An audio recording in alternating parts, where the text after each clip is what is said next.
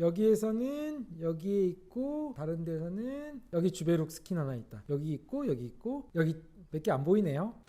옆에 보이는 영상은 제가 몇 달 동안 사용했던 주베룩 볼륨과 주베룩 스킨의 빈 병을 모아놓은 통인데요. 거기에서 주베룩 스킨을 한번 찾아봤습니다. 물론 통계를 내본 건 아니지만 거의 한 90%에서 95%는 주베룩 볼륨이고 기껏해도 5% 내외가 주베룩 스킨인 것을 어렵지 않게 확인할 수 있었는데요. 사실은 주베룩이 제가 기억하기로는 2019년이나 20년에 처음 나왔을 때 주베룩 이 볼륨보다는 저는 입자가 작은 주베룩 스킨이 출시된 것이 훨씬 더 반가웠습니다. 이번 시간에는 주베룩 스킨 과연 어디에 사용하면 적절한지 거기에 대해서 한번 알아보는 시간을 마련해 봤습니다.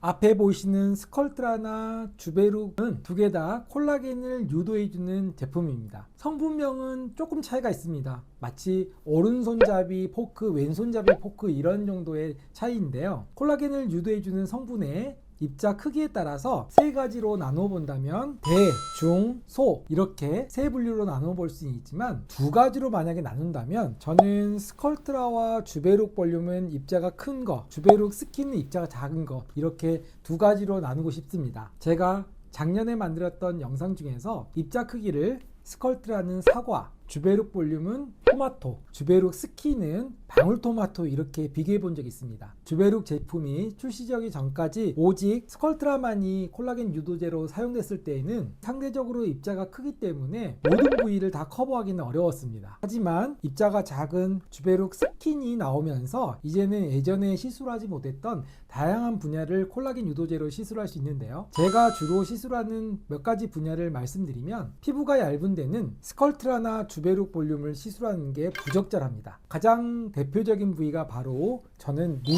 주변이라고 할 수 있는데요. 눈두덩이, 눈밑, 눈가 같이 피부가 얇은 데에는 오히려 볼륨이 많이 생기면 미용적인 효과가 더 떨어지는 경우가 많습니다. 필러에 비하면 우리 몸에서 만들어내는 콜라겐은 쉽게 녹일 수가 없기 때문에 이렇게 피부가 얇은 곳은 무척 조심해야 하는데요. 이때 마음 편하게 시술할 수 있는 것이 바로 주베룩 스킨입니다. 물론 한 번 시술할 때 만들어내는 절대적인 콜라겐 양이 적기 때문에 결과에 대해서는 아쉬울 수 있지만 장기적인 측면에서 본다면 훨씬 더 만족도도 높고 안전한 방법이 피부가 얇은 데는 주베룩 스킨을 사용하는 것이다. 이렇게 정리해 볼 수 있겠습니다. 두 번째로는 스킨 부스터 역할로서 주베룩 스킨을 사용하는 것입니다. 비주란 힐러, 연어주사, 엑소돔 등 다양한 스킨 부스터가 있는데 콜라겐이 만들어지는 과정 중에서도 분명히 피부는 좋아집니다. 만약에 볼륨이 어느 정도 필요하면서 피부가 상태가 개선되길 원한다면 스컬트라나 주베룩 볼륨을 사용해 볼 수도 있겠지만 볼륨은 거의 필요치 않는데 피부 상태를 개선시키고 싶다. 그렇다면 저는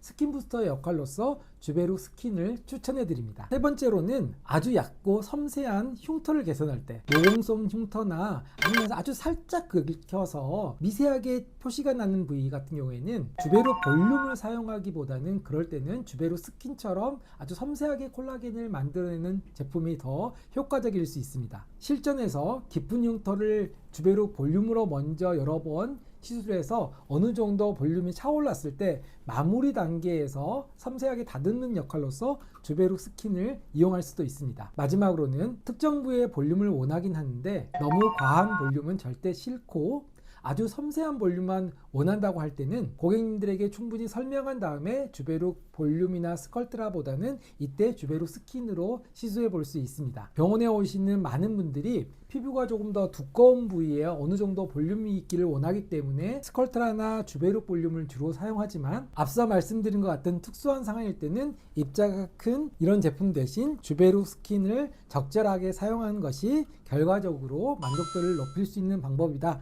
이렇게 말씀드리면서 오늘 영상 마무리해 보겠습니다. 오직 콜라겐 한 가지만 집중적으로 진료하는 강남역 콜라겐 클리닉 이신 원장이었습니다. 다음 시간에 또 만나 뵙겠습니다.